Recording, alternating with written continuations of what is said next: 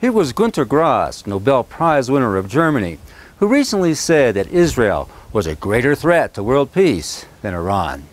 Why is this so? I grew up as a Jew, and I will tell you why. You see, I was indoctrinated from childhood with the belief that I belonged to a persecuted people and that every Gentile was a potential enemy. Thus, I was to be wary of the Gentiles who, as Abe Foxman puts it, are infected with anti-Semitism.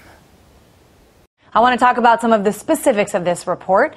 Abraham Foxman is the National Director with the Anti-Defamation League. He is in our studio in New York. Hey there, Abe. Let's dig a little deeper into this report. What do you think are the most important takeaways? I remember when we started doing the surveys in the 60s, approximately 30% of the American people were infected with serious anti-Semitism. Now, transfer this fear of contagion to Israel, armed to the teeth with nuclear weapons, and you have a nation ready to wage war against the entire world.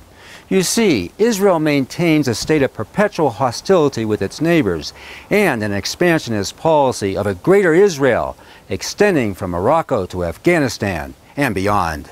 Syria is next on Israel's hit list to split it into competing Islamic militias so that it poses no obstacle to Jewry's quest for global dominance.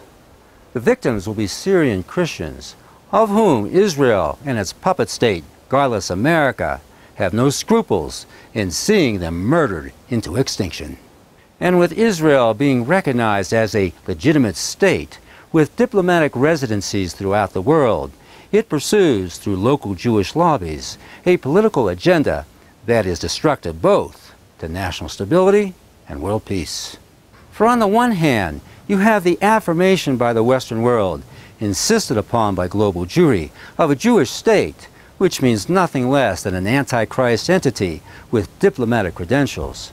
But, on the other hand, you have the surrender by the Western world, manipulated by world Jewry, of their sovereign right to shape their own national interests and identities.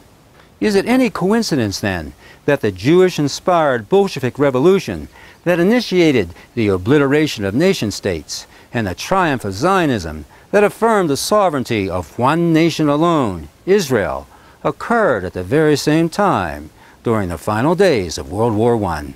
And ever since, an international ruling class has emerged with Jerusalem as its center, which the biblical book of the Revelation calls spiritual Egypt and Sodom and Gomorrah.